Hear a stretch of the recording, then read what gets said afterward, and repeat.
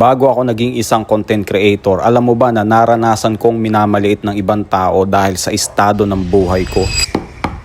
Ayusin nyo naman yung trabaho nyo. Na nga lang kayo, ganyan pa kayo. Sorry boss. Alam ko marami sa atin ang nakaranas na neto dahil isa rin ako sa mga nangangamuhan dati. Yung tipong hindi ka na nakapag-almusal, na traffic, binaha, tapos sesermonan ka pa sa trabaho. Napakahirap talagang maging mahirap. Pero gayon pa man, hindi ako nagreklamo dahil ang tumatakbo sa utak ko noon ay mga pagsubok lang to na kayang-kaya kong lagpasan. Hindi rin ako nagtanim ng sama ng loob sa mga nang maliit sa akin noon. Nagpakumbaba lang ako dahil naniniwala ako sa kasabihang ang taong marunong magpakumbaba ang siyang inaangat ng Diyos. And it turns out na totoo yun. Dahil ngayon malayo na ako sa sitwasyon ko dati. Ang estado ng buhay ko ay medyo umangat na pero ang paa natin nananatiling nakatapak sa lupa. Kaya kung pakiramdam mo ngayon minamaliit ka ng ibang tao, habaan mo lang ang pasensya mo, Lodi. Huwag mong pamugaran ng sama ng loob ang puso mo. Mag-focus ka na lang sa mga bagay na ikaka-asenso ng buhay mo. Tandaan mo, bilog ang mundo, hindi ka laging nasa sitwasyon na yan. Yan din ang mindset na natutunan ng mga successful members namin sa community. Meron silang iba't ibang kwento pero iisa lang ang goal. Sobrang nakaka-inspire yung mga success stories nila. Kaya kung interesado ka ring matuto at mag-join sa amin, i-message mo lang ako or i-click mo yung link na to.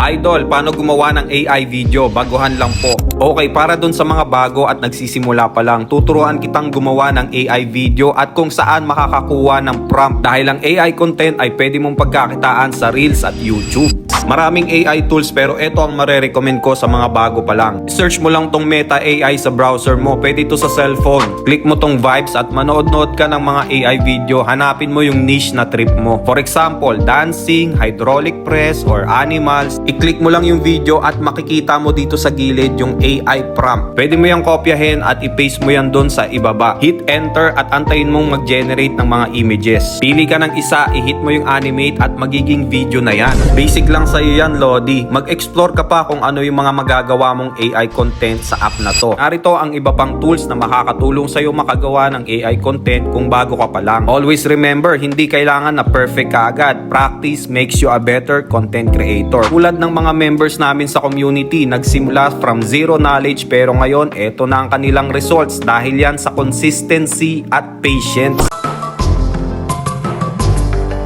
Astig ng channel na to, kumikita sa paggawa ng AI 3D house model. Ang lakas sa views nito kasi konti pa lang ang gumagawa. Ituturo ko sa inyo step by step kung paano to gawin para makasabay kayo sa bagong niche na to at magatasan nyo.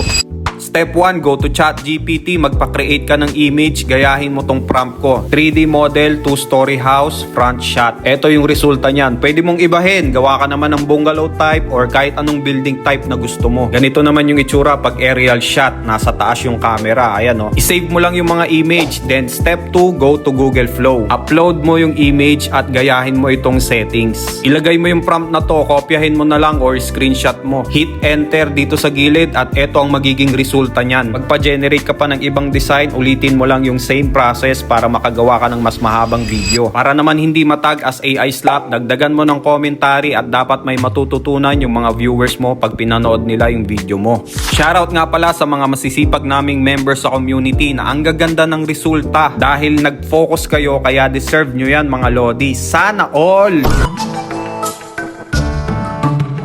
Nursery rhymes niche ang isa sa pinakamalakas kumita ngayon sa YT. Tulad nitong channel na to na kumuha ng inspiration sa Coco Melon. Tuturuan kita kung paano gawin yan step by step para makasabay ka sa trend at magatasan mo rin. So stay tuned.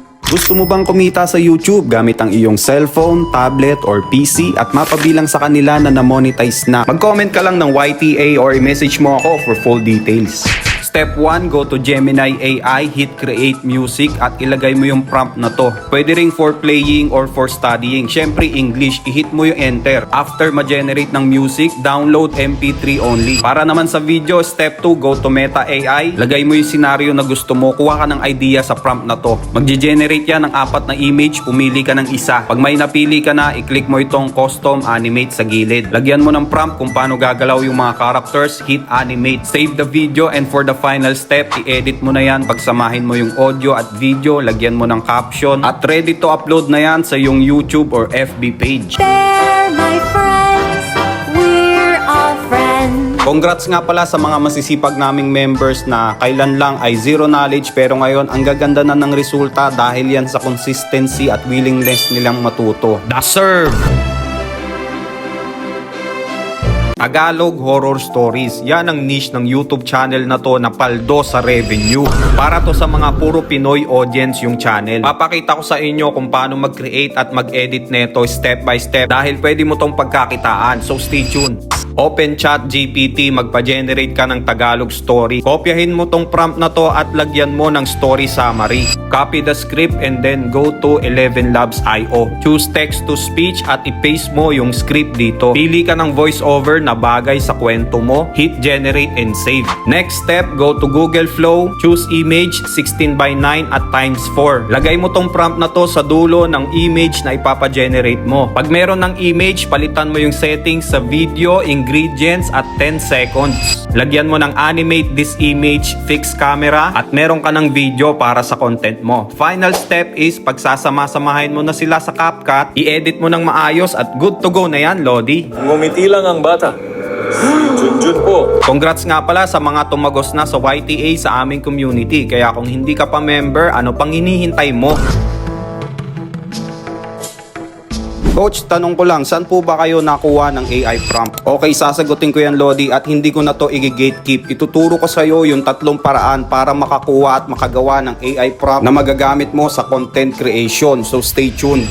Okay, method number 1, go to Meta AI at pumili ka dito ng mga AI niche na gusto mo. I-click mo lang yung video at makikita mo kaagad yung prompt na ginamit nila sa clip na yon. Method number 2, screenshot. So kung nanonood ka ng mga YouTube videos at may nagustuhan ka na AI video, i-screenshot mo yan at i-upload mo sa Gemini yung screenshot at ilagay mo yung prompt na to. Ibibigay ni Gemini yung prompt sa'yo. Method number 3, magpa-generate ka sa ChatGPT. I-type mo lang kung ano yung mga nai-imagine mong scenario, character design at kung ano-ano pa. Si ChatGPT na ang bahalang gumawa ng prompt para sa'yo. Ganun lang kasimple, Lodi. Madali lang gumawa ng prompt. Kayang-kaya mo to. Dito sa aming community, hindi lang mga updated prompts ang sinishare namin, pati na rin mga AI tools, viral niche at marami pang iba na nagagamit ng mga members kaya sila pumapaldo katulad nito. Sana all! Kailan lang ginawa yung channel na to pero eto na yung monthly revenue. Ang lakas pa rin talaga ng Stickman commentary niche at sa videong ito tuturuan kita kung paano gawin yan step by step para makasabay ka at magatasan mo rin. So stay tuned, Lodi. Mag-uumpisa tayo sa ChatGPT, Explore GPTs at i-search mo tong Stickman. Piliin mo yung Stickman visuals. Ang topic na napili ko today is Evolution of Man. Mag-isip ka ng kahit anong topic depende sa niche mo. Mag-generate yan ng image, i-save mo yan and then proceed to step 2. Go to Google Flow. Ito yung settings, i-upload mo yung image at ilagay mo yung prompt na to. Nasa comment section nga pala to. Mag-generate yan ng video gamit ang image mo at i-save mo to. Step 3, gawa ka naman ng script para sa commentary at ipa-generate mo sa 11 Labs yung voiceover. I-save mo yan at sa final step, i-edit mo na yan, i-crop mo bawat section ng video. Yung ganitong editing style, marami kang magagawa na B-rolls, tipid sa oras at sa credits. Lagyan mo ng video and audio effects, transition at subtitle para mas maging solid yung content mo. Kayang-kaya mo to gawin, Lodi. Congrats nga pala sa mga na-monetize sa aming community dahil yan sa sipag at tamang guide kaya sila pumaldo. Kung gusto mo ring sumali sa GC namin, comment YTA.